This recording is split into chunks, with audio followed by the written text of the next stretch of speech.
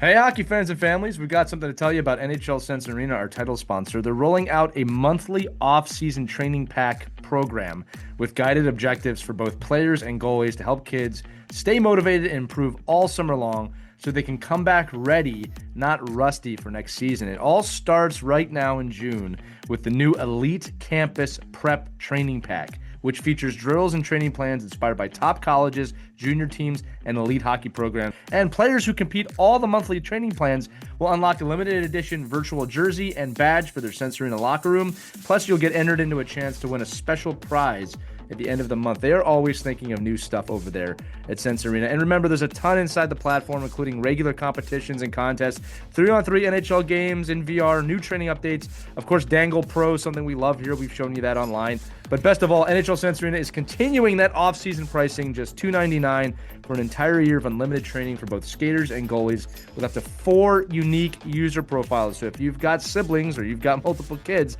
this is for you. Visit nhl.sensearena.com/OKPH and you'll get an additional $25 off on top of the off-season pricing. That's pretty cool. And that's basically a free month of NHL Sense Arena for our listeners. So this is something you're going to want to check out. It is a tool for your hockey player. Speaking of tools for your hockey player, let's get you into this episode of Our Kids Play Hockey.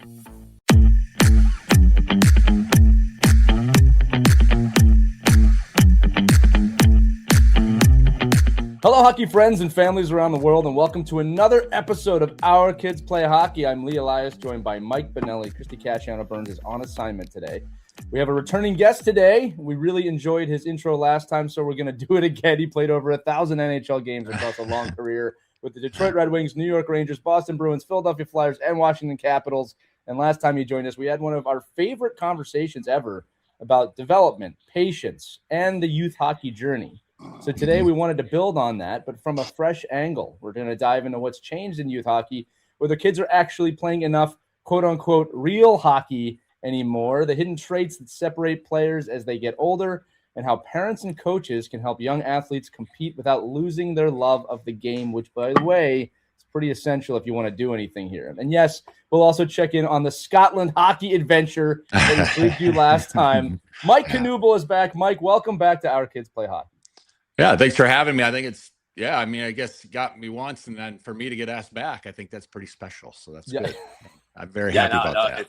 It's awesome. It's almost like, when we talked to you last time, I mean, it was one of those episodes and sit downs where I think, we'd turn the camera off and probably talk the rest of the afternoon. And I think that, getting your perspective and, as a player, as a coach, as an administrator, as just in overall your involvement with hockey. I mean, it's just so beneficial, I think, and the reason why the show became what it is, right, is because, we want to create these blueprints for parents and coaches, to follow, because I often say it a lot, on the show too. Like, I've made all these mistakes, like I've made over and over and over. I'm like, oh my God, why would I do that? Or why didn't I do this? So, without sounding like the curmudgeon in the group here, what do you think is, and it's a pretty broad question, but what do you think are some of the core changes in hockey from like when you were playing, when your kids were playing, and now what you're seeing today in our youth hockey culture?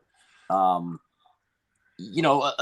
everything from like the influence of social media, the influence of skills coaches, the, maybe moving away from the team piece and more of the individual, sponsorship piece. I mean, what are all these things that you think, the good and the bad?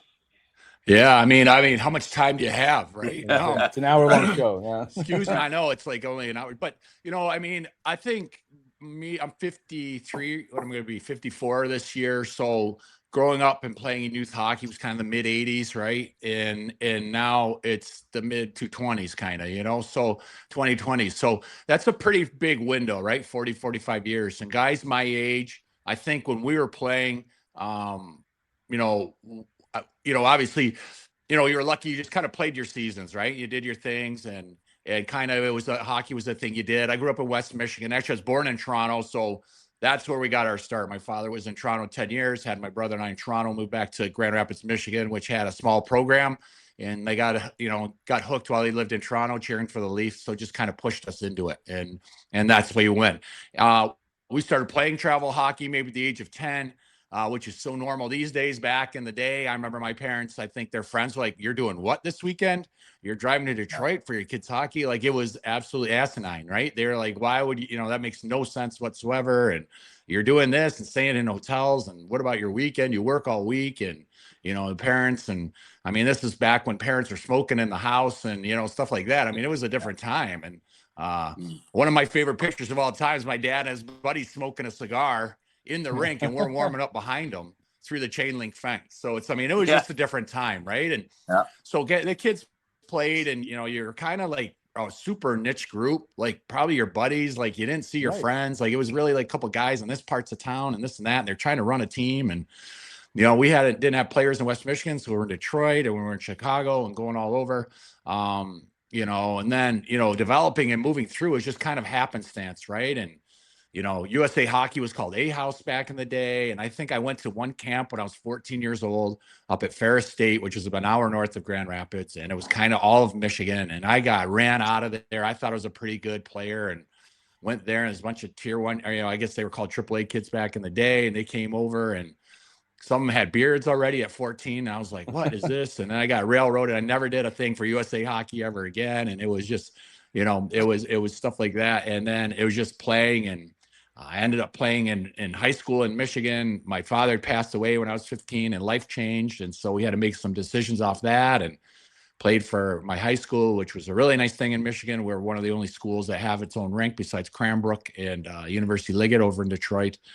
We have a rink on campus. And so I was in a good spot, and kind of happenstance, kind of make your way through. So you just kind of go and you just played, and things kind of fell into place. And these days, fast forward 20, 30 years, the game's evolved. I think youth sports all over America and all over North America and all over the world has evolved. And as far as, hockey, golf, tennis, baseball, I mean, the attention that athletes get at a young age now, and the skills coaches they use, and the direction they head so quickly in their lives at 13 and 14, steering them toward academies, and this life of development is kind of the way it's gone. And for better or worse, it is kind of is what it is. Now, some of that is, I think a lot of it is based on pro sports. I think when I was a kid, the average salary in the NHL, I know guys were playing for $75,000, $80,000, and now, the minimum is 10 times that.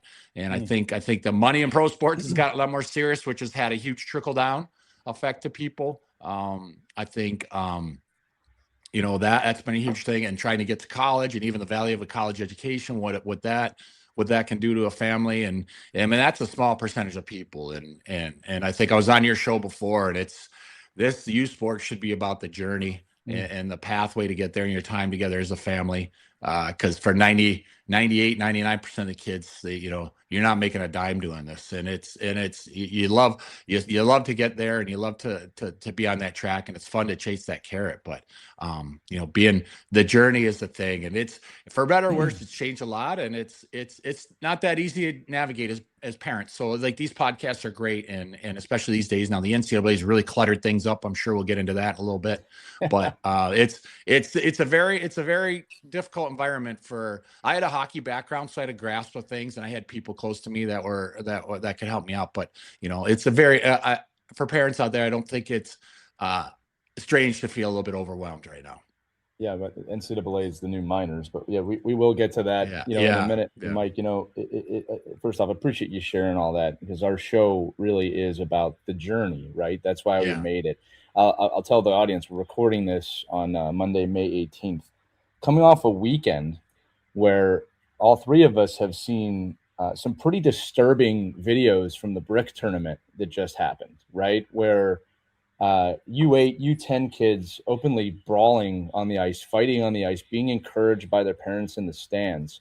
Now, we do talk about this a bit, that the kids who play in that tournament statistically have a very, very high chance of succeeding in hockey somehow. All right. No matter what you think, those are the stats. The question I would ask, Mike, you of all people, is that worth it to have that kind of experience, right? Now, and again, I really am trying to put myself in the position of a parent of, look, my kid at 10 statistically has a really good chance of going pro. But I have to ask myself too, like, what the hell are we sacrificing at that? First off, the pressure on the kids at that age, the ordained path that they must now be on. They might not like hockey in 5 years. I mean, the situation disturbs me. If a kid is that talented, that is phenomenal. I always like to try and separate those things, because if your kid is great at hockey, that's a great thing. But what are you sacrificing to put them on that path at 10 years old? And Mike, I'm sure in your journey you have met pro players that were disturbed, maybe mentally, because of the path they were put on at a young age. Maybe you see where I'm going with this. I just love your thoughts on that, because it was a turbulent weekend. Yeah, no, I happened to, we were in Chicago, we could visit our daughter. And then I flipped on Twitter. I honestly was on Twitter for a minute yesterday. And that was it, like Pittsburgh and Chicago or something. Yeah. Little kids, like, little in a kid. pre-tournament. Yeah. Now I do have experience with a brick. My younger guy played for the Chicago team. My younger son, Cole, played for the Chicago team. I think it was, this is, so he's in 2004. So this must've been 2014 or so. He's 22. Yeah. So it's about maybe 2030, this is maybe 12, 13 years ago. It's turned into quite the racket. I mean, it's turned into the racket that, there's these pre-qualifications. It's all starting a year before. You're not throwing a team together in May to go play in July in Edmonton. It's this process to get the year before. And it's super consuming. I think it's incredibly consuming at that age. Like the pressure, like you were talking about, and feeling that, like, oh, if I make this brick team, I got a chance. I'm anointed. If I don't play in the brick team in whatever town, I'm screwed. I'm done. Like, well, I'm worthless. Like that is absolutely insane. I mean, I think the time commitment, the financial commitment is off the charts. And I mean, I remember going and spending a week or so in that hotel. I was lucky. I had a buddy up there, Jason Chimera. I got out of that hotel. Like, we would, we played golf. We went to their swim club. Like, we had a life. And part of my family went home. I didn't even like being there over July 4th, being an American. I didn't like being out of the States on July 4th, and that's my birthday too. So I was like, I'm stuck in a hotel. I'm like, what's happening up here? That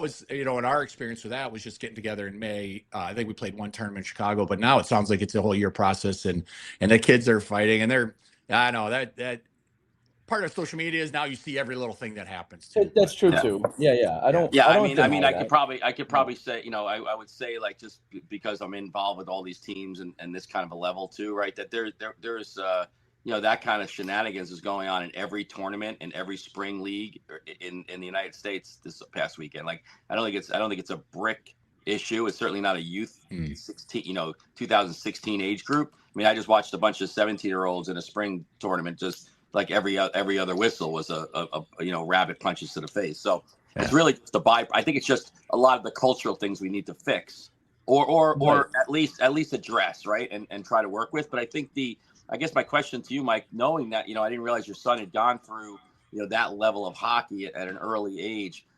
Do you think I guess the question then becomes, is it driven by the parent?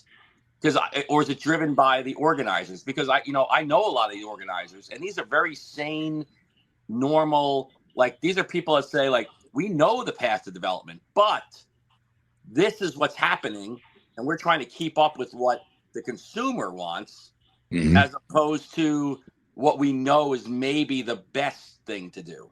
And so it's a really hard piece to balance, because what the right thing to do is all the time, but the consumer says, well, I want more. So who's going to fill that void? Yeah. I know those franchises are coveted too, right? Like, the brick is a fantastic. I mean, it's a very, very unique thing. It's in early July. It's actually really it's pretty neat. Like, it's a pretty neat thing. I know the franchises are very coveted to have one of those, to be allowed to play in that. Therefore, it drives the exclusivity of it. Therefore, the parents start to get antsy. Therefore, it's like the organizers know, oh, we got a hot thing. And things in hockey and sports, they cycle, right? They're hot. They're not hot anymore. Then they build up. Now they're going to come back around. They're hot again. They're not hot again. I mean, you can, things, tournaments kind of come and go a little bit. But Brick's had an unbelievable staying power. And I think, you have on the business side of it, it's a pretty nice model. And now you can really start to capitalize on it as an organizer, as a franchise owner. And, if the demand supports it, I guess it is. Now, the trick is for every parent who goes to the brick, it is not the be all end all. Granted, like you said, there's a lot of names that have played in that tournament. There's a lot of good players that have played in that tournament. So what's feeding what, right? Do the players, are these top players going, what's feeding what? Is the tournament great, therefore the good players go to it? Or is it just, the good players go into it, that makes the tournament great, so it's whatever. It's hard to say, but if that market is there and that demand is there, how do the organizers and the franchise owners not feed it, but it's certainly for parents, and it's like if you can't make it, if you're not there, and it's cursed. And then you got people picking teams. It's you can find holes in everything and find what's wrong with it and what's a pro about it, what's a con about it. But it's certainly a unique time of the year. It's pretty much the only thing going on at that age, and so everybody wants to be in it. It does have at the end of the day, there's a lot of tradition there. There's a lot of cool things that have and very, very good players that have played there. There's no doubting that.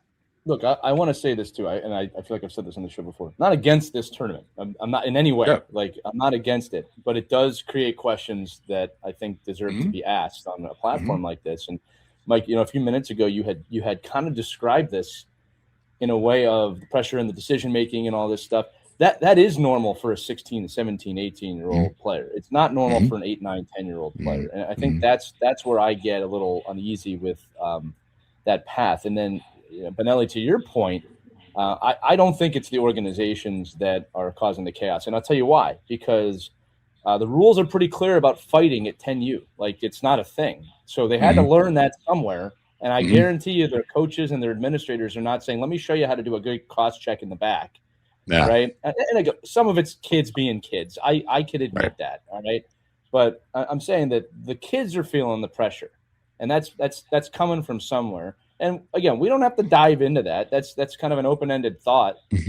But the way I want our audience to apply it is, do you want your kid to experience that type of pressure, not pressure, that type of pressure at that age? I don't know if that's healthy or not. And that's part of it that bothers me.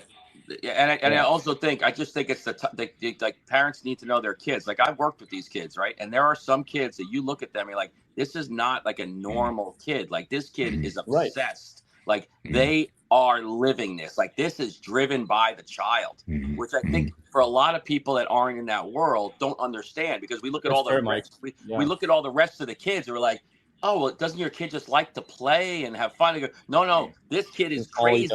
Like, in a good way. Like, this kid is like, this kid has a singular focus. But that's why the best become the best, honestly. I mean, that's why these separate. So I guess I just like to kind of move the question to a different realm for the rest of us mortals.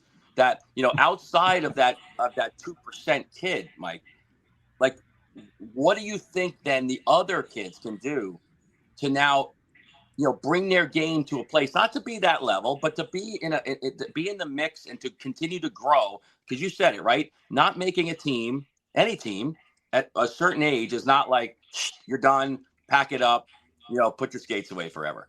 But what is it? What is it then that sets that kid apart? That really motivated kid, that kid that says, oh, I really want to be there. I want to be that kid. Now, what are the different things that they need to work on as they move through the ranks over the next couple of years? And maybe the next big tournament is Quebec tournament. Maybe that next stepping stone is, hey, I played at this, and now, here's another shining, big, milestone type of team I can try to make. Like, what's the bridging there? Yeah. No, I agree 100% with what you're saying, as far as the kids that are motivated, right? And they, and they're not that you don't call it special, but they have the way they think about things. And you see kids, some kids can't put a book down. Some kids can't stop playing the piano. Some kids can't stop looking at bugs in the yard. I mean, it's what they do. That's the thing that's consuming them, and in effect, they're going to be great. They're going to be great. And it's funny you say that, because you don't get too concerned with that. Like the kid that's the astronomer that loves looking at the stars and keeps asking for a new telescope every Christmas. Like, we don't look as concerned about that kid as we do, oh my God, this kid wants to go to another tournament this weekend. Like, it's just, hey, that's the kid. Right. So amongst your friends, you're like, oh, my kid's really motivated by hockey. Well, we got to go to this tournament this weekend or this tournament that weekend.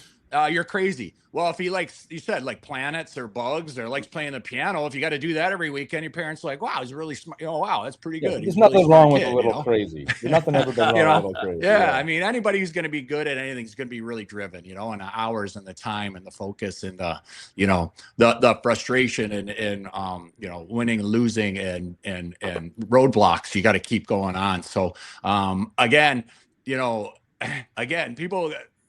kids aren't being discovered, there may be a 1% or whatever, but for the kids, nobody's watching 10-year-olds. It's not going to affect how far you advance in the game at all. And again, that's knowing your kid. And we touched on it. I'm a big believer, and you have to know what your kid is capable of and what they can do and where sports fit in their life. Right. And all you can do, I think what we chose to do as parents is we provide the best environment and based on your ability and your, you're not fooling like us. Like whether you're the most talented player on the team or least talented, I know as long as you're giving us the 100% effort and you're trying as hard as you can, whatever talent level you have, we were going to support it, and thankfully we're lucky. Our two boys and our daughter was trending that way till she did her ACL twice but we still got a point with her as a lacrosse player. She did her ACL twice, but I think she still would have gone on, but she just didn't have the fire in the belly. And eventually as parents and you look at your husband, you look at your wife and you're like, for the moms and dads that are listening, you have to say, well, what's really our kid? What do they have inside them? What's burning in their stomach and in their heart? And where are we? And we just give them the best opportunity. And I think as a parent, the 1%ers, you can't get all crazy about that. Your kid's probably not that, but can still be make the NHL because you don't make the brick team. And some parents are like, put their foot down. They're like, hell no, we're not playing that. Or hell no, like we weren't going to Quebec when we were 12 years old. I'm like, my parents can't do that. I have teachers, I got cops, I got people that are like working. They can't take 12 days off and go up to Quebec and watch a kid play hockey games up there. I mean, that's not even realistic. And so, that combination of where your player is, what fits in your family, and what cards you can give them, and then you figure out how you're going to play your hand as your kid and help them develop and help them be the best player they can be. And at the end of the day, they tell you with their body language, they tell you with their effort, they tell you with their talent, and all those combinations have to be evaluated. And it's nice to get some other opinions and some other people on the outside that don't love the kid, that just look at the kid as a player or an athlete and give you a nice, honest opinion. And you can go with it or not. You can say, no, I think you're wrong, or you do whatever. But, it's very hard. As a parent, I felt like, try to be as objective as I can, but we're all parents. We love our kids, but, you got to hear from other people too. And sometimes you hear stuff you don't want to hear. And sometimes you don't want to be around a yes person all the time telling you you're great. Sign up for my class, sign up for this, sign up for that. You got to hear the tough stuff every once in a while too. I'll say this, two things about this, and then this has been a great opening segment, by the way. Hard-hitting questions here on Our Kids Play Hockey, but the thing that I always come back to for parents, keeping in mind there's no perfect parents, I'm not a perfect parent, is that there's psychology behind this too. The thing that I worry about, and this is actually more of a question for everybody listening, right, is I worry that kids will only identify of I am a success if I play pro hockey. Yeah. And that is a really dangerous thought for a kid to be having. Again, if someone's on the path and they're in the minors and that's their obsession, that's your job at that point. It becomes different. But, I think it's important that you just let your kids know, whether they are the 2% super obsessed kid or not, that this is not the only thing that's going to define you in your life, because you will be a sibling, a father, a mother, all these different things, right? Son, a daughter. They define you too. Mike, another funny story here. Now, I didn't start playing ice hockey till I was 12. And what's funny about kind of bleeding into what I just said is my father used to say to me, great, I love my father, he's a great man, but he used to say, man, if we had found this earlier for you, because you were obsessed, that's what he says, you were obsessed with it. We found it at 6. Yeah. And I tell him, Dad, the journey happened just the way it was supposed to happen, because I'm living hockey every day still. Like the obsession went well beyond the NHL dream to podcasting and business and other things. Like I'm doing hockey every single day still. And I think that's a part of this too, of that I am obsessed. I think about it all the time, but I'm also a lot of other things aside from just a hockey player. So just to the parents listening, I just think that's part of it. That's part of the process. Whether your kid is the greatest skater player ever, or they can't skate at all, there's more to it than that. Now, I mentioned when I was 12, okay? entry to the game was roller hockey, street hockey. We talked about our youth. I was outside every day on the street, the ball, a puck, and Mike, to your point, my friends, right? We were just playing every single day. And I think that's where I learned a lot of aspects of the game that can't be taught. So I said it in the intro about the quote unquote, what's real hockey versus structured hockey. And I'm wondering your thoughts on, do you think that today's kids are getting too much structure and not enough play, right? The game itself. And I think about these big development moments for me. And I'll preface it with this. Coaching was coaching. Like I had a lot of great coaches that taught me a lot about the game. And I am in no way saying that was not a huge part of my path. But man, I remember learning a lot just playing with no coach on the street, at open hockey, at pond hockey, with guys that were way bigger than me trying to teach me at open practices. So where's real hockey? Where do they learn the hockey IQ? Where does the problem solving come in? And how can we work on that? Keeping in mind we only have half an hour now. Yeah, no, I know that's certainly interesting because now, you're thinking, man, that's like, I remember I'm going back to my childhood. I mean, we played backyard baseball, right. Backyard football. I mean, you go by a park and a ball field. There's never kids out there playing like a sandlot game. There's no impromptu games like that. Like it's very structured. I think driveway basketball, right? Like we grew up with the Pistons and the Lakers. Pistons were, those Boston Pistons and the Lakers. And it was just, every spring we'd be in the driveway playing basketball and you foul guys, you learn how to solve conflict. You might have the odd tussle out there in the yard, or whatever after the basketball, but and that, but I do, to your point, it's like I learned, the guys who are creative, you learned like that, you learn to recognize this guy can't go to his left, or this guy can't go to his right. Or if I do this, this usually works. Like if I can set this guy up like this and I can do this, or this goalie, if we're playing in the driveway or playing in the cul-de-sac, playing tennis ball hockey or whatever, we're like, oh, he can't stop puck. He's actually a little,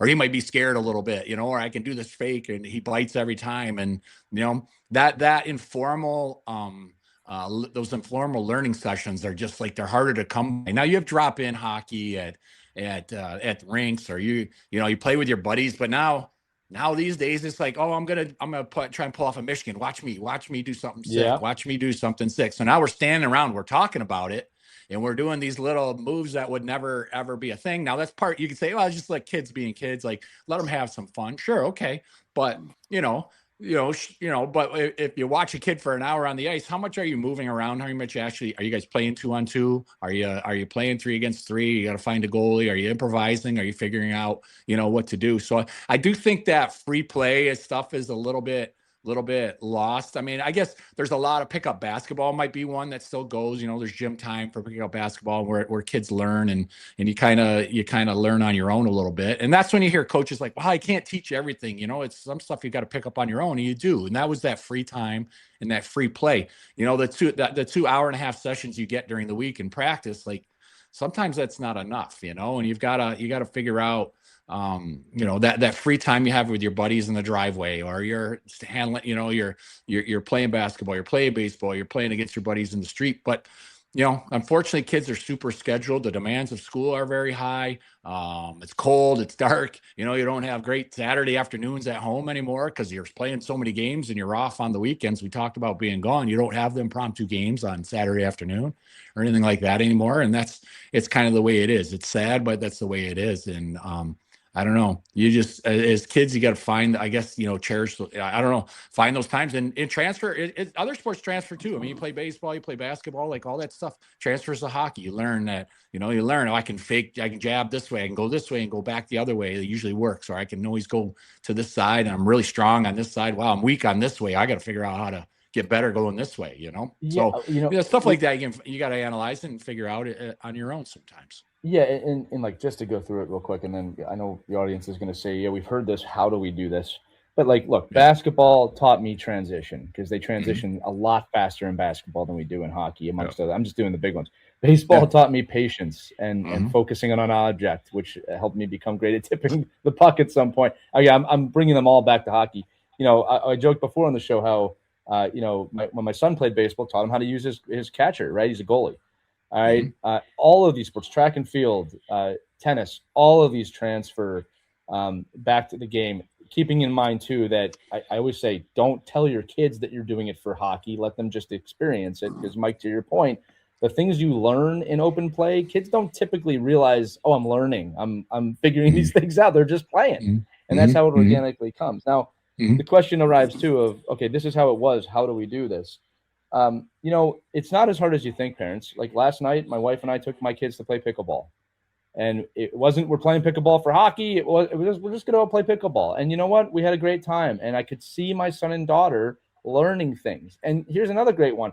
My daughter came up to me at one point, she's 9, and just asked me for some tips on like how to hit it with the paddle. All right. And it's like you're learning something, right? And you're also teaching how to learn. All right. I think in today's day and age, look, it's an amazing time to be alive technologically. I'm not down on that. A lot of people are down on tech. I think it's amazing, everything we have.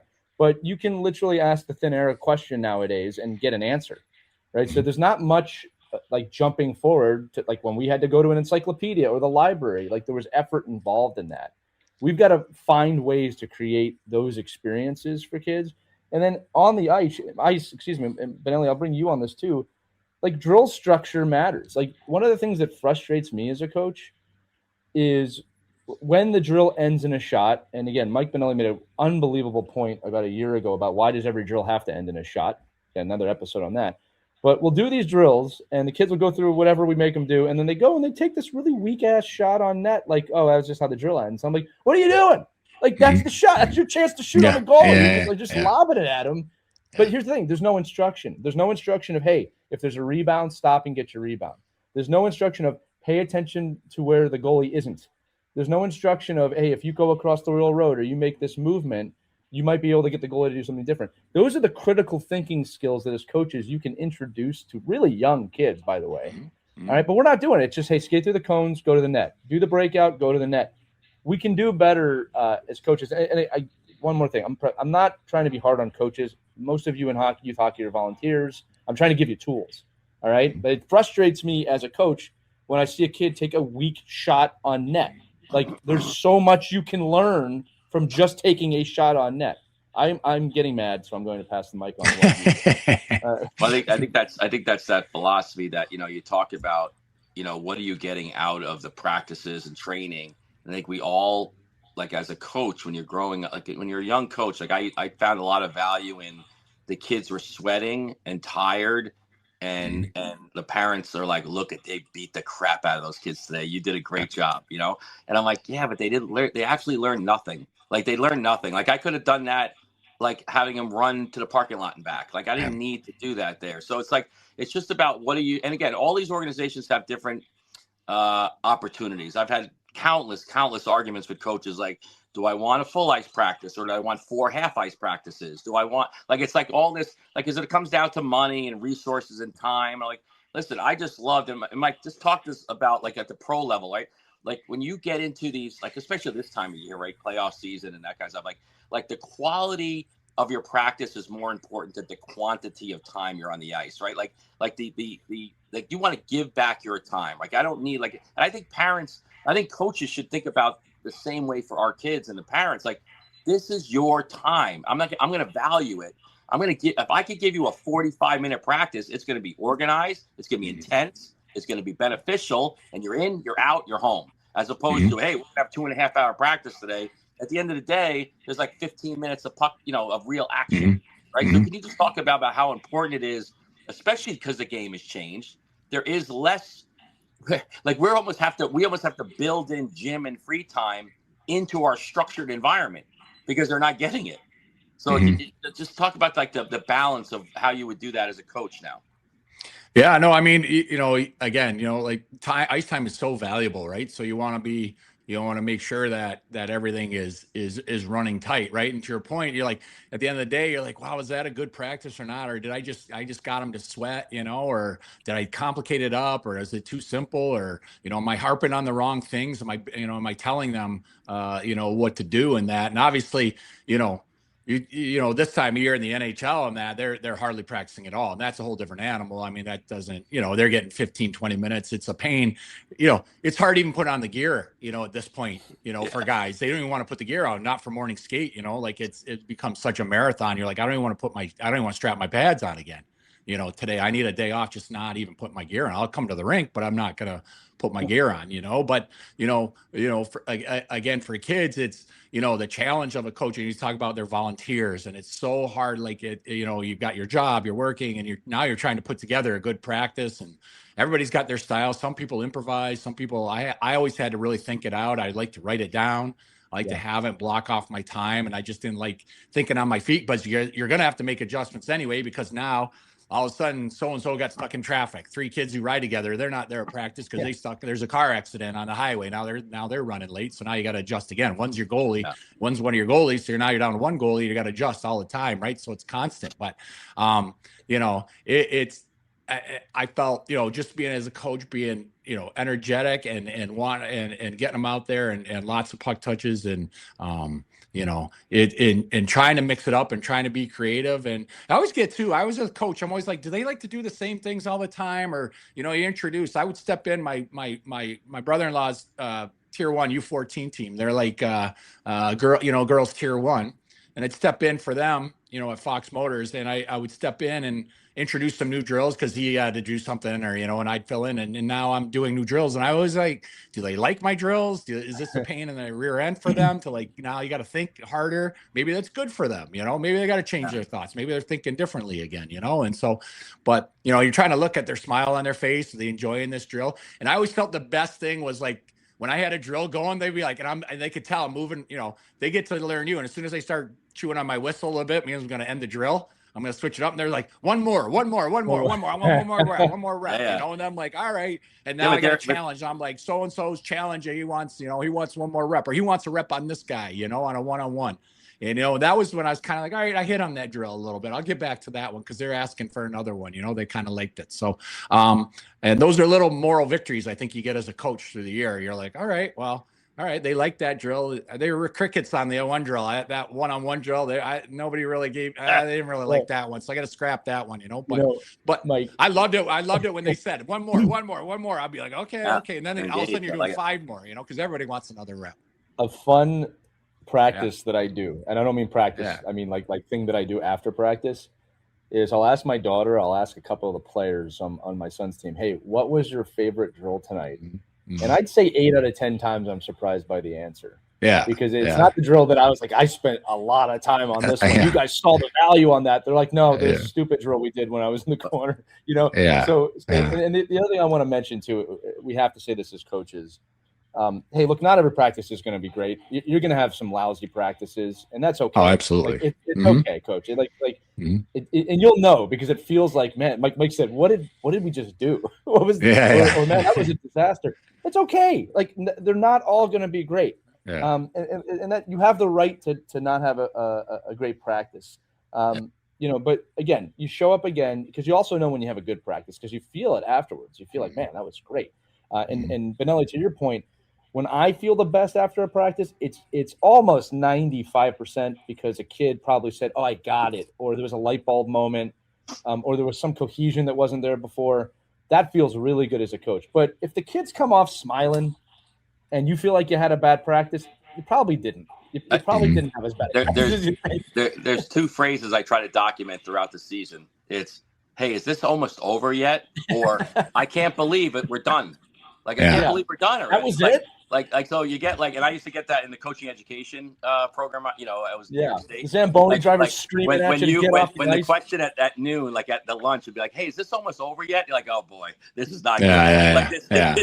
This clinic's going the wrong way. And we'll go back to Mike's clip with Sensorina. I think it's a perfect segue for them to understand. You don't have to go to the rink and put your equipment on all the time. Yep. You can just throw on that headset and get your reps in. But I think it's, so Mike, I mean, I want to go back a little bit to, go into our brick superstar kids at early age, right? And then I'll fast forward this to a group I've just recently worked with, which are really, really top 17 and 18-year-olds, like some of the best kids.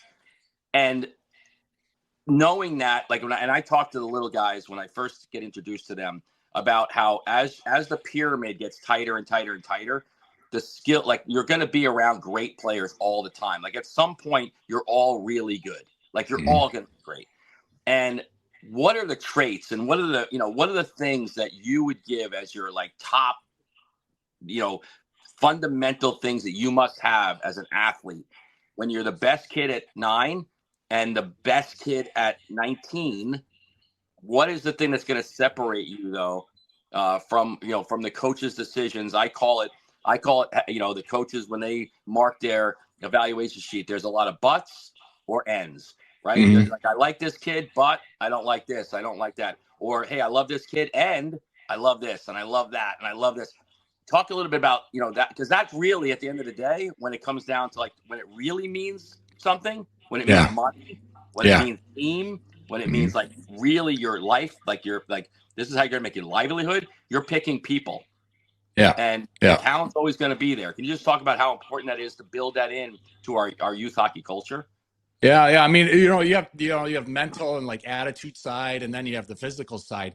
I mean, I think mental and attitude, I think the kids that do well at 9 versus 17 or 18, the ones who don't believe, like they don't believe their own press when they're 9 or 10 tend to do really well. The ones that believe a lot of their press when they're 9 or 10 tend to not get complacent, but then the family starts and all these things start. And then it's like this drive, not this drive goes away, but fast forward 5 or 6 years, they still think everybody's like 9 and 10 and I was the best guy. And why am I not the best guy anymore? Because like you talk about, the rest of the field catches up. So it's the kids who don't feel that they're the best and have kept going, and they failed and they've been cut and they keep working at it. And they're in the weight room. They're just trying to make themselves better. That's the mental attitude. The guys that aren't satisfied or don't believe their own press when they're younger, even if they are really good, but still are kind of humble and they just keep playing and they have that inner fire to go. And then it's, as you get older, it's the kids. Again, when you have that, you might be a great skater when you're 9 or 10 and skating right around other guys. And I watch guys who are great skaters at 9 and 10 and they get that one trick and they're like, I know everybody can't turn, so I'm just going to be one track and I'm just going to skate right around everybody because I can. Well, when you're 15 and 16 and D's figure out how to flip their hips, and D can skate now, well, now your old bag of tricks doesn't work. So the kids that were 9 and 10, you had your bag of tricks. Well, is that bag going to keep evolving? And I always go back to Sidney Crosby. When he came in the league, he was a huge passer. People started getting on him. Well, he'd be like 20 and 60, 20 and 70 in there. And they're like, well, he's not a big time goal scorer. It's like, okay, so now he's scored. Now he's pushing it to 35 goals, 40 goals a year. And maybe he's 40 and 40 now. And he kept evolving. People figured out a way to critique him for something, and then he figured out, okay, well, I'm gonna keep evolving as a player. So it's the kids who keep evolving as they go as players. And you might be super skilled when you're young, and you might be undersized when you're 9 or 10. Well, you're gonna develop your game differently than a kid who's overgrown at 10 or 11, who's accelerated, who's ahead of the national average in size. A younger guy's gonna learn how to be a little more darty, have his head up, handle the puck more, be more, cut in, cut out, tight turns and that, avoid traffic, where bigger guys just tend to plow through because nobody can get in their way and nobody can physically stop them. And those kids, if they get on a track that works for them, then it's hard to keep them developing and keep evolving. So, that is a big tell-all to the kids who just keep working at it. And then physically, when you're 16 or 17, the game is all skating, right? It's a lot of skating now. And the kids that you have to be able to skate. And another big thing, you do have to be able to skate. And a big thing, when you get to be 17, 18, like people do your homework on you, right? They start to dig on you and they'll dig and they talk to you. They size up your parents. They size up where you've come from. They size up the people that have coached you. They talk to people. Hockey is a very small world, and it's 1 or 2 degrees of separation. And it's not hard to find out something about a kid or where they came from or their parents or what's happened along the way and how they've gotten to a certain point. So, character, how you are as a person, your attitude and where you've come from and having that drive gets discovered. And coaches will have time for that. They'll work with a less talented guy who's going to give them everything they got versus the guy who's a little more talented, but everybody's a pain in the ass around them. So, you have to really keep that in mind, I think in the same breath though, too, do you agree that a player that has a little bit of it, like a player that has a little bit of an attitude problem, a player that sometimes like doesn't look like they're really with the team, there are those players, right, that are just so like you're like, I'm the guy that's going to change him. Like I know he's like the guys are in the huddle at the beginning of the game, and he's kind of standing out in the side looking at his girlfriend in the stands, or he scores a goal and he's going to the stands like it's me, it's me. Like you do. There is where is the breaking point of that? Like where do you give up on that player? Well, it's hard, and it's on them. It's going to be on them. And you know what? It takes a smack you in the face moment. Really, something really's got to happen. Where the player and everybody, it got to like the light bulb's got to go off and be like, hey, like they got to get a message somehow. And how is that delivered? I don't know. Getting cut from a team that somebody's supposed to make. Somebody who's a big time scout or somebody super important says, no, here's why. Quite frankly, here's why. Like somebody's got to deliver the message. At some point. How's that happen? That's a good point. And that happens that's called maturity too.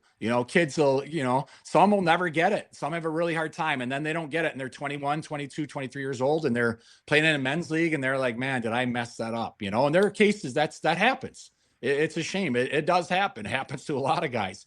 I mean, we all know if I would have done this when I was younger, if I would have done that when I was a little bit more when I was younger, I was chasing girls. I started drinking, I was having beers with my buddies at 16, and that was their choice and their decision, and so that light bulb goes off, and I don't know, usually it takes something pretty catastrophic, not catastrophic, but something significant to really, and if it doesn't snap them out of it, then it's never going to. Yeah, but do you think like when you get to that pro level though, would the locker room be more of the barometer of that rather than like at youth level, you're just like, I just need this kid. Yeah. I mean, every time I need a goal, I put him on the ice, we got a goal. But at some point, like that at some point, the locker room is what controls the player, right? Yeah. And that really comes down to like you watch these guys that go through that just can't fit in. And does that just police itself at the higher levels? I think a lot of times it does. I think by the time you get to the NHL, I found the guys are pretty good. I played with hundreds of players. There are probably 2 or 3, not even a full handful of ones I was like, not a quality person. The weeding out process happens along the way because there is a lot of stuff that happens along the way. And, even guys in the NHL, they get cut, they get sent to the minors, they get demoted, they get put on waivers. You got, you don't make this team, you don't make a USA national team, you don't make the Olympic team. There are roadblocks. Everybody's got roadblocks, along the way. You don't get your contract renewed. I'm a free agent. My team didn't sign me again. There's a wake up call. I get put on waivers.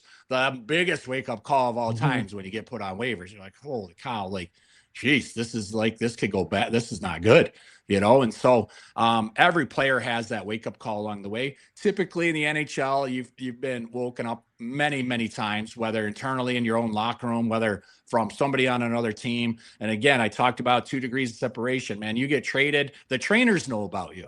The equipment guys know about you. The medical guys know about you. Everybody knows about you. If you see a guy starting to get dealt around, it's a head scratch, man. You're like, okay, what's with this guy? Because people when you have the combination of great athletic skill and a good person, like teams hang on to you.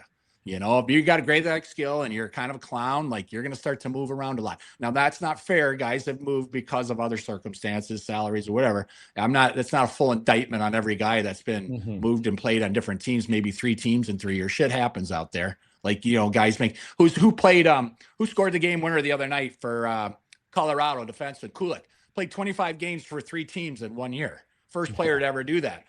He's not a clown. It's just the way it happened. That got to fit. You got to fit in. It's just the way it worked out that season. Like, it doesn't mean that he's got problems. So it's not a full indictment, but you can see a lot of times the guys start moving around a lot and nobody commits to them. They're kind of like, well, okay, there's something going on here, in all fairness. But the weeding out process happens. And like you say, usually there'll be a smack you in the face, smack you in the mouth moment where you get punched in the face and you're like, not literally. There's moments where you're like, well, yeah, and you might get punched in the face. You might get punched in the face physically, and you might be like, oh, all right.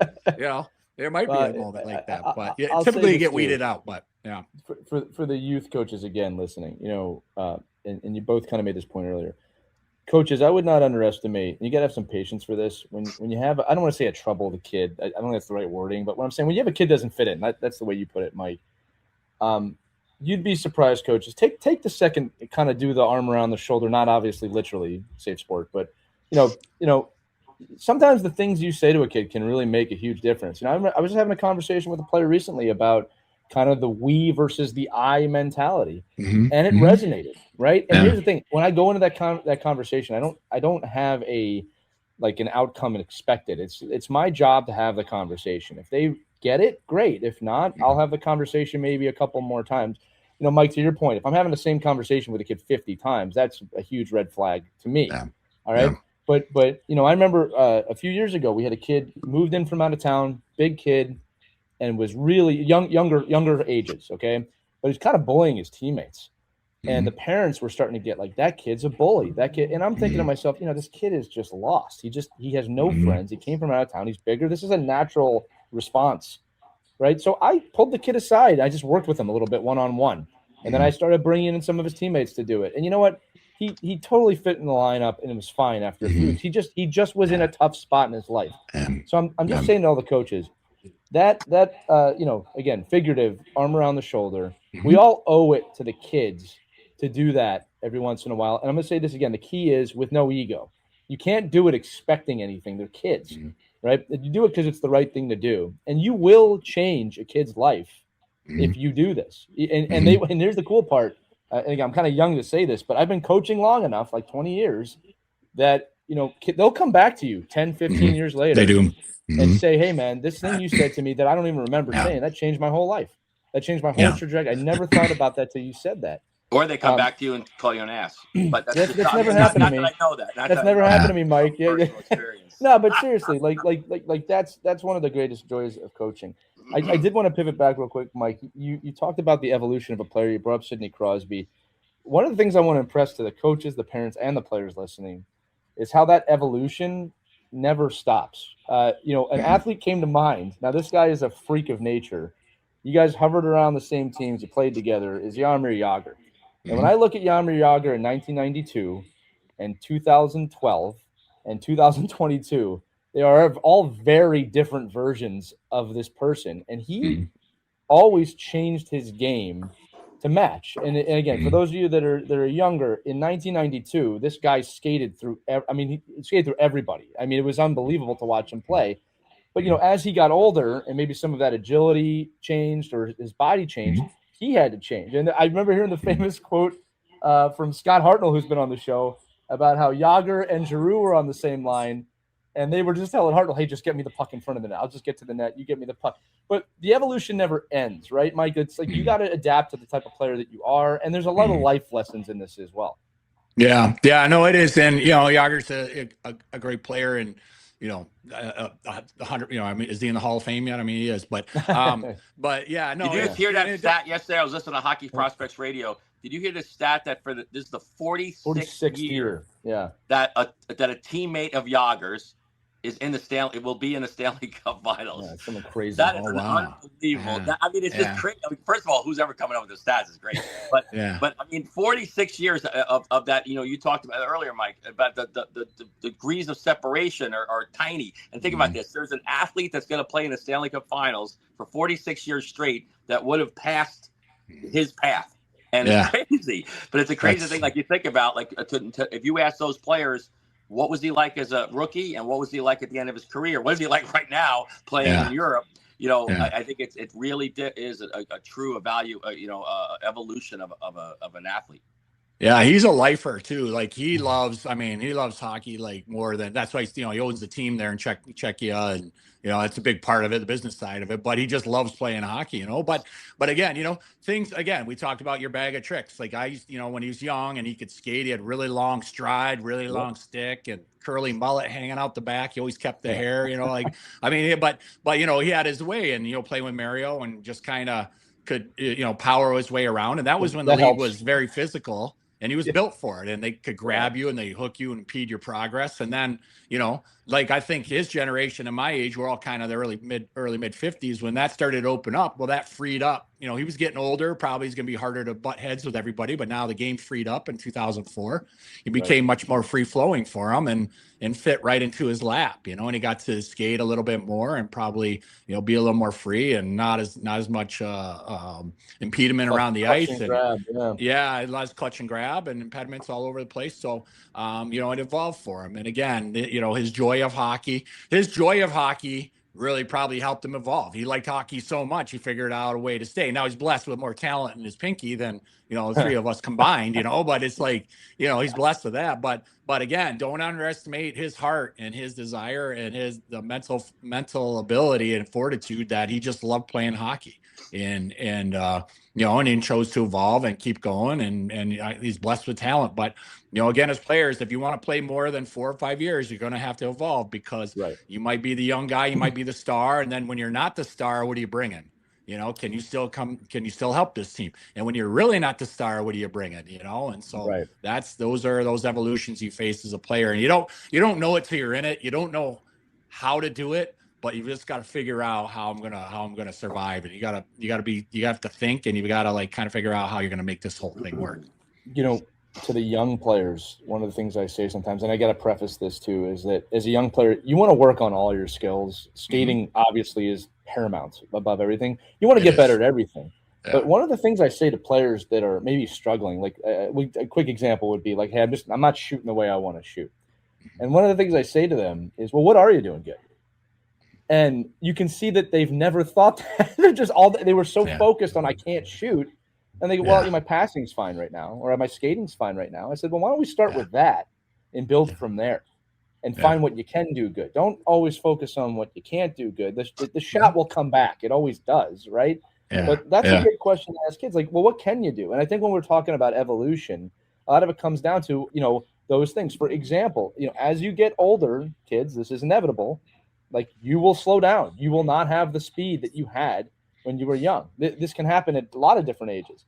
So you better focus on the things that you can do well and develop. And then putting this full circle, this is why it's so important to develop a lot of different skill sets and build that toolbox, build that toolkit. Because the more you have in there, the better. Mike, we're not done yet. I just we could have you on for 15 more episodes a week. One of the things I wanted to ask you about specifically, you were a competitor, man. You were a warrior when you played. Still are, right? We always talk about the difference between competing, and being competitive, and how we want to teach our kids. It's a valuable skill, not just in hockey, how to compete, like your compete level. I don't know if that's at the same level it was when we were all growing up. There's a lot of obvious reasons for that. Okay. Like, we were a feral generation where we were put outside until the lights came on. Mm-hmm. How can we help create more competing kids today? Yeah, that's a good question. And again, the easy answer is say, well, you're born with it or not. But I think everybody's born. You have to compete. And obviously that's a necessity. I think there's a big range of compete that kids are dealt with as a coach, right? On your team, right. You have kids that'll go through the wall at the drop of a hat, and there's other ones that are more feet first. I'm gonna see how it goes, and then maybe I can flip the switch a little bit more. That's really hard. And again, that's understanding your team as far as what you have. But a great way to do it, I felt like to kick kids to push past their comfort level where they really want to go for it. Timing things, scoring things, little compete drills, small areas. You put a little challenge on it, whether it's for a candy bar or, Gatorade at the end of practice or a penalty, a skate a little down and back, just something annoying, push-ups. One of my favorite things lately is a little 3-on-3 below the face-off, below the top of circles. If the team scores, they get the defending team does 3 quick push-ups. Should they get the puck over this line, I draw a line all the way across the top circles with spray paint or marker, and puck with possession over that line. The offense does 3 quick push-ups. Now the push-ups are just to get your attention, right? Just to make it a little bit more like little more skin in the game. And I think doing little competitions to get skin in the game helps really drive that up. And just because it annoys them a little bit. Not that you're teaching them some big lesson, but it's just annoying to get down and do 3 push-ups. Yeah, like it's just like it's a pain in my rear end to do it. And now I'm really like, okay, well, this really teaches. So coaches like, my kids don't compete away from the puck. They won't get over top of the puck. Well, this one, to let them, defensive teams got to carry it over that line at the top circles. They get over the top of the puck because they don't want to work. They're probably working harder to get over the top of the puck than it takes the energy to do 3 push-ups, right? But the fact is they don't want to do the push-ups. So you're creating that little competition to get back over the puck when we don't have it and track the puck like crazy, is building that competition. So just little things they can figure out they don't like to do, like a little bit of an annoyance level, like makes them, whether you go down and back, little penalties get down and back, it's just something to get your attention, and so I think that really helps drive up a compete level within your team. I'll tell you something that I do at 95% of my practices, regardless of level. If I'm working with a national team or if I'm working with the 10U team, I will almost always start the practice with some form of competitiveness or competitive drill.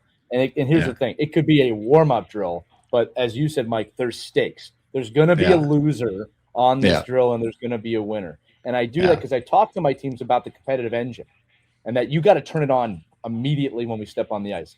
And I always say, is your team having slow first periods? I bet your practices start pretty slow, all right, in terms of the competitiveness. I'm not talking about the speed of the practice, right? So I introduce competition immediately because I want them to feel that the second they step on the ice. And you know what? They show up to the games ready to go, right? So just a tip, I guess.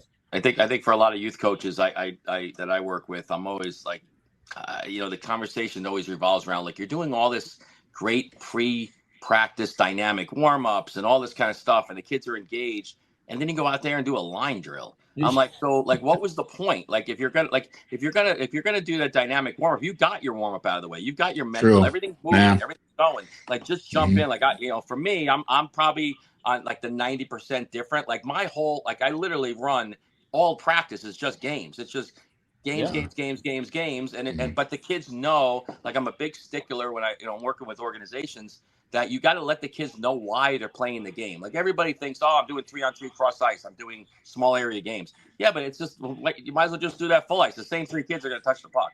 So what are you doing though? Like, Mike, I love your scenario. Like, you're building constraints into the game. Like, there's a reason why the game is built the way it is, because you're forcing them to do something that they normally haven't been doing organically. Like, they haven't been doing it on their own. So you're forcing them to do it and go, oh, well, that actually feels good. Like, that works for me to do it that way because there's a reward. I got the puck and I didn't get punished, right? So I think like, that's where more coaches need to think about, like, how, if you want competitive kids, like, I know, like, for me, like, I make our kids, if there's a shooting drill, they have to go to the goalie, like, to the point where they got to tap the goalie in the pads and say hello to him, and the goalie loses his mind. Like, the goalie gets so pissed off that they're doing this because they think, like, you're making fun of them. Like, look how mad you're getting right now. Like, what do you think is going to happen in the game? The whole game, there's going to be somebody in front of you. Like, the whole game, there's going to be somebody battling and impeding your eyesight. So I think to build those little competition things in, and the little banter and the ability to, fight for pucks and hunt and be active. Like, I just think it's just a better, environment than doing a line drill where the kid probably passes it off the kid's back foot. The passes get beat up. The other kids say, screw it, I'll just pick up another puck. Like, all this kind of stuff that happens, and then you watch your teams, you're like, well, of course that's what they look like in a game, because there's no competition based in practice. It's all easy flow drills that, again, there's a time and a place. I get it. But if you want to build competition and you want your kids to compete in games, then you better have 60 minutes of battling in practice, because they just doesn't translate to the kids. And they don't want to go around the deviator and, put a puck top shelf. So, build in the competition. But I think it's, so what you're saying though, that ability, like, you're teaching all those things. There's accountability when you fail. You have to follow directions. You got to be thinking the game. You can't just react to going and playing. Like, all those little things that you're doing in that little constraint and that little practice plan. And to you too, Lee, right? That by building that, initial run, like, I love it. When my kids, in 5 minutes into practice, and my kids are like hate each other, like, I love it. They're like, it's off. The rest of the practice, they're like, that wasn't a goal. That was, that was offside. Or that was the whole practice is them, competing. I actually did a thing with this weekend. We had 2 groups of kids on the power play, and I would just go, no, another power play 1 scored again. Nope, power play 1 scored again. and you could see the elevation of the second group wanting to get on the ice. They were like ravenous about getting, and they go out and they score. And I think it's just like building, like when you have the ability to control that, that's a great opportunity, because now you can teach it.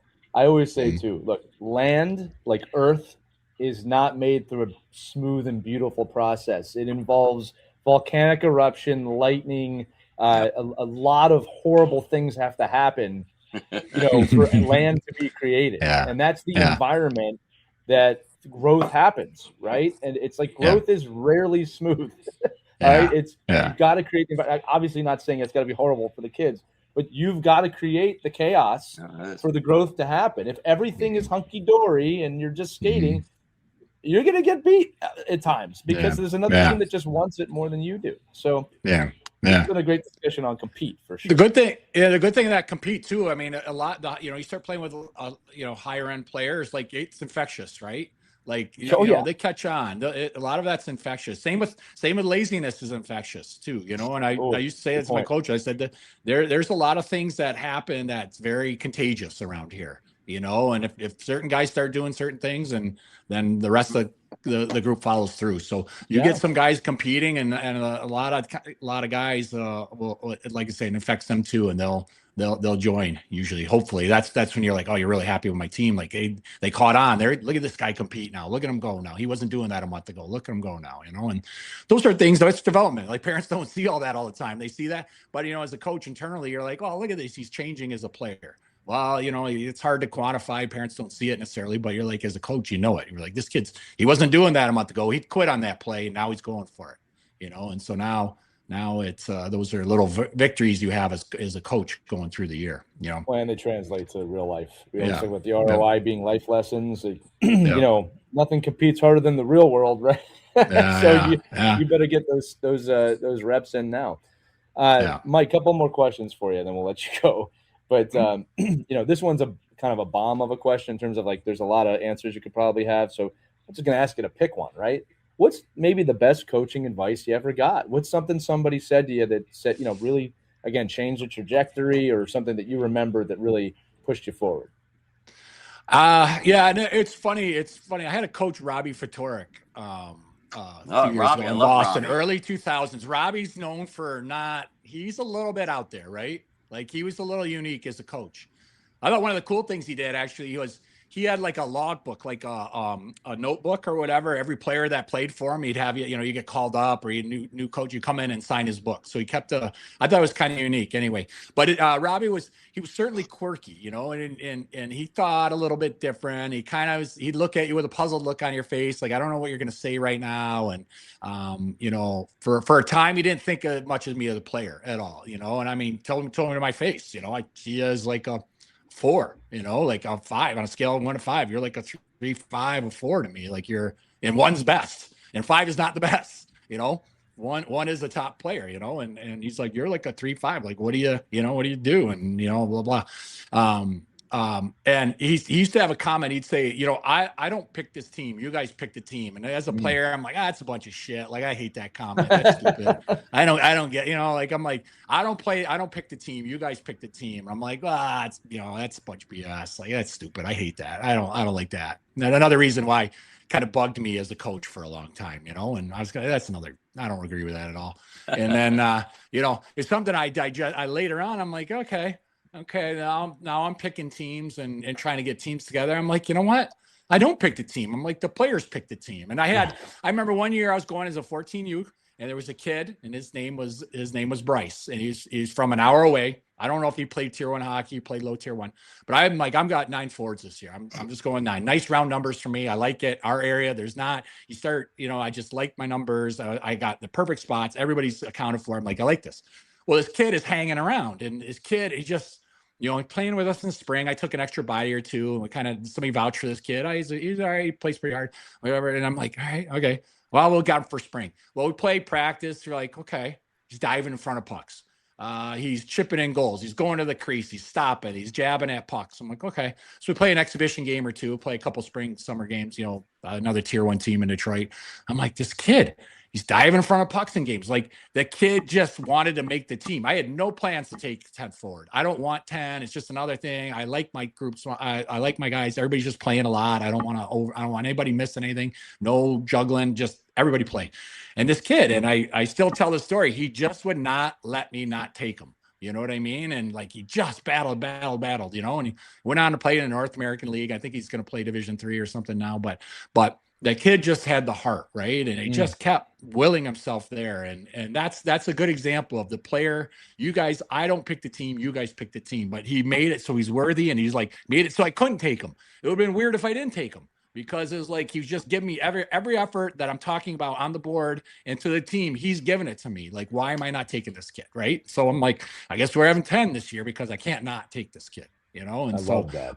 It's just something like that. And as a coach, I had no plan. My mind was closed as a coach. It was like, there's nobody else out here. There's nobody here. And then, well, you got to take an extra guy. Okay, that's fine. Just take, we'll take him. And then all of a sudden, within 2 weeks, he wormed his way right in there into my heart. And just, I'm like, I can't not take this kid now.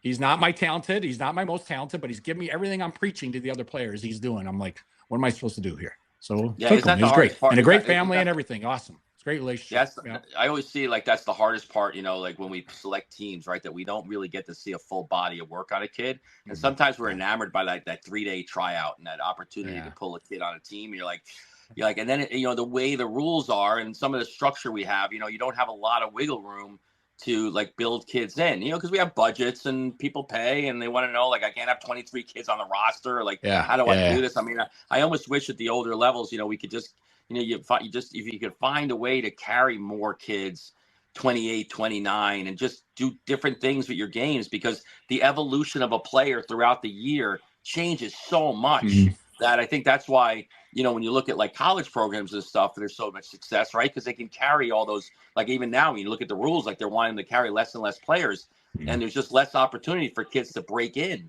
because now, you're being evaluated on a very small window, as opposed to like what you're doing. Like what you had to do was like, okay, wow, if I would have seen this kid on day one, he never plays for me. But now that I've seen this kid on week 14, I'm like, I got to find a way to get this kid in the lineup every day. Like, so it's like, it's a thing where if we talk about development, we talk about, that we're developers of talent, then you got to give more kids an opportunity to be in that machine of yours, right? To develop the kid. Yeah. It's hard for every coach out there. It's hard if you haven't seen kids before and you're trying to pick a team in 3 days. You're gonna make mistakes all over the place, And so as a coach, you got to kind of your coach. And you got to do a little homework, And again, you're a volunteer. You're doing this stuff, and maybe you're a parent, maybe you're not. But again, it's it helps to do some homework and know who's in your area and know what kids might be coming out and that, and so you can make a better judgment. Not have a bigger body of work. And I think, in all fairness to a player, it's like, it's not on these 3 days. It really isn't. And sometimes maybe it's set up and you have to do it 3 days. But for me, I tried, like, it's a full body of work. I know what you've done. I've talked to other people. I've gotten a little more information about you, and it's hard, it's, and like I said, people are different time constraints, budget constraints, or organizational demands, what the people above you are demanding, and what your market is, and what you got as players, and experience and all that. So there's no one size fits all for sure. Well, and I'll say this, like, kind of the adverse, it's tremendous advice, Mike, the adverse. And I'll preface this again with, you're dealing with people, so there's no perfect processes here. But what I tell kids sometimes at an eval is, for the kid, hey, make it impossible for them not to take you. That's what Bryce did. I got a couple other quick ones in my mind. I'm thinking of an end of the story first. He's an NCAA goaltender, short goaltender. And he went from Philadelphia out to Western Canada for a tryout. And he made the team. And I remember him telling me that they told him, you made the team because you made it impossible for us not to take you. Everything we looked for to cut you wasn't there. And we were looking. That was their viewpoint of what we're trying to find a way to cut a goalie. And you made the team because we couldn't. And he's in the NCAA now. Now, here's another version of it. And I don't play the what-if game ever, but this is a great one from my experience, where I was at a camp, had 5 points in 2 games, doing really good, all right? And I would have done anything, right? And I remember I did not make that team because I didn't get in a fight at the eval. All right. And the thing is, here's the thing. I would have fought. It's not like I didn't want to fight. Oh, yeah. I know. That's how it was. It was like that back in the day. If you weren't fighting, there was a problem. Yeah. Yeah. Right. I actually remember really hitting a guy in front of the net to instigate a fight, and he didn't fight. Yeah. And I didn't make the team because of that one thing. And here's the thing. Like, there's no hard feelings on that. That just shows you the margin. And, like, you know, people that are goal obsessed, I had 5 points in 2 games in a really high level, but I didn't throw hands, and I didn't make that team. They were looking for that. Yeah. So you got to find as a player, and I'm not suggesting kids that you go fight ever, by the way, nowadays. This is a different time we're talking about. But you got to find ways of making it impossible. Like you said, that's what Bryce did. All right. And I agree with you 100%. The players pick the teams. And as I've evolved as a coach, you know, I'm partial to telling my players that, like, look, there's a tremendous amount of trust. Like the trust goes both ways. You're trusting me to give you the tactics, to give you the structure to play. But at the end of the day, I'm not out there. So you have to be creative within that structure. But that's the relationship we have. You are going to play these games. I'm not going to ever say you win or lose the games. We do that together. But there's an environment, all right? And you got to find a way to stand out within that environment, right? Mm-hmm. So I just think that's great advice. Mike, I got to ask you again, for those of you who have been with us the whole time, I teased it at the start of the episode, and I know you've been waiting to hear about Scotland. So with past the hour mark, Mike, how was Scotland? Just as an experience, how were the fans? You know, how was the hockey? Like, we just wanted to follow up because that's the reason we had you on in the first episode originally. Yeah, no, it was great. Ryan Ball, who directed the whole thing, did an awesome job. And it was in Edinburgh. So we played 3 hockey games at the Edinburgh Capitals Arena. Probably had 1,700 fans, probably had 3,000 on Saturday night. Wednesday night, 1,700, 3,000 on Saturday, and then probably 2,000 on like a late Sunday afternoon. Probably about 22 to 25 guys who might have played a couple games in the NHL or 1,000 games in the NHL. Got some local guys to fill in, some good quality players that Ryan knows. Other North Americans came over. So probably 20 plus NHL guys. Played 3 hockey games. I got 6 rounds of golf in. I booked side golf for myself. Yeah. Carl Alsner, I played with in DC. Matthew Perreault, I played with in DC. And then Nate Boileau, who was another guy I didn't know, but Matthew knew him. So we bounced around to 6 different courses, made it. The group took us to St. Andrews. So we went up to St. Andrews and played in the town there. Didn't play the old course because we had 6 groups. You don't want to be in that 6 groups on the old course. Yeah. Yeah. But it was beautiful. I think the weather was like sunny and low 50s, partly cloudy every day, not a drop of rain. Edinburgh is a beautiful town.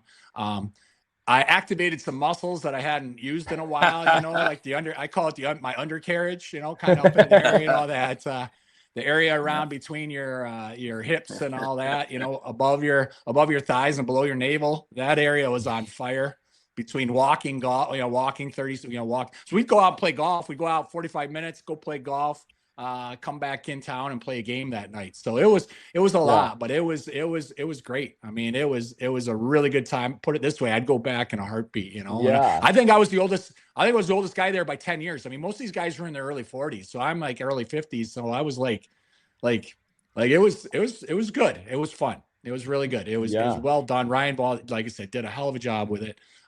We had a blast. Everybody there had a great time and got a ton of golf in. I've already got like 20 rounds of golf in this year, like just because of that. Handicap's gone up three points already, which is good too. I can win some money, so which is good. For those of you who haven't had the pleasure of traveling to Edinburgh, very hilly, up and down terrain. It's not flat in any way. Yeah. The nice part is there's so much whiskey distilleries there that helps with the pain. But buyer beware because it's very smooth because it was made yesterday. But I'm glad you had a wonderful time, Mike. And look, power to you. Like not that your age matters, but like that's awesome that you were able to do that and lead in. And I'll say this too, that it's huge for the fans over there, right? Because look, the audience knows I coached in the UK for several years. They are just as ravenous for the game as Canada or the United States, right? Yeah. It's that, it's a niche and, it's unique. It's so much soccer or obviously, they're football, hurling in Ireland. I mean, there's all these other sports they play. And so hockey's kind of a niche thing. And, the fans that did some of the VIP stuff, they had unique stories about, I got onto the Washington Capitals years ago and my wife and I, it's what we do. Or they're, some of them came down from Fife. Fife is up by St. Andrews. They come down. Milan Lucic played in this game, and he's played in Fife this year. And Keanu Yamamoto played in Fife, and so there's some guys that played over there, and they had that. So it's a bit of a niche sport for sure.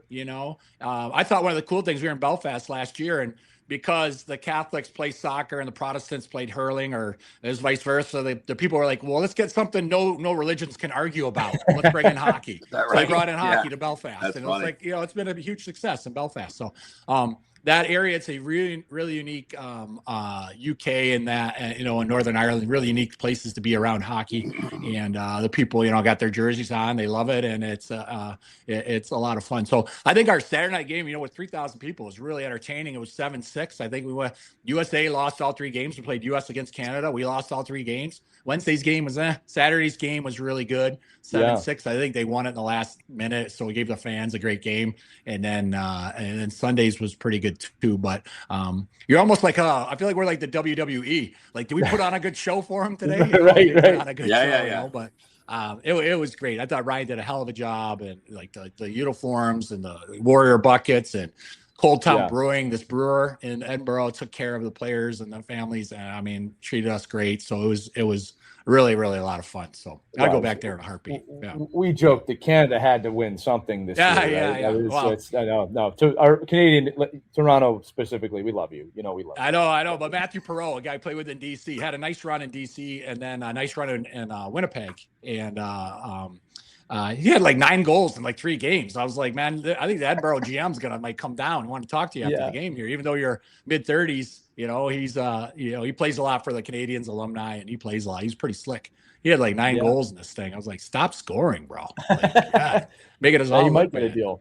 I'll tell people this: if I could go live there again, I might consider that. It was such a lovely time and lovely people. But Mike, we're out of time, man. Another fantastic. I think you've totally earned the trilogy of episodes here. We're gonna have you back on again. The coveted trilogy. Keep it rolling. But thanks for all the time today, man. Yeah, give me like 3-4 beers, and then we'll be at 2 hours. We can have a good that'll be. I won't shut up. My wife's like, shut up then. Yeah. Well, we'll change the name of the show for that. Just adults who like hockey, and then we'll have a powwow. But that's gonna do it for this edition of Our Kids Play Hockey. Mike Knuble, always a wonderful guest, and Mike Bonelli, always a wonderful co-host to me. We can't thank you enough for listening, gang. Listen, if you've got questions, comments, thoughts, episode topics, anything you want to share, email us at team@ourkidsplayhockey.com, or as always, there's a link accompanying this episode in the description. Tap that, text us. We can text back. You can send voice messages. You can do whatever you want. It does not have to go on the air. We just love hearing from you. And for those of you that do that weekly, we appreciate you. But have a great day, everybody. Enjoy your hockey. Enjoy your spring, summer, winter, or fall, whatever season I forgot. See you next time on Our Kids Play Hockey. We hope you enjoyed this edition of Our Kids Play Hockey. Make sure to like and subscribe right now if you found value wherever you're listening, whether it's a podcast network, a social media network, or our website, ourkidsplayhockey.com. Also, make sure to check out our children's book, When Hockey Stops, at whenhockeystops.com. It's a book that helps children deal with adversity in the game and in life. We're very proud of it. But thanks so much for listening to this edition of Our Kids Play Hockey, and we'll see you on the next episode.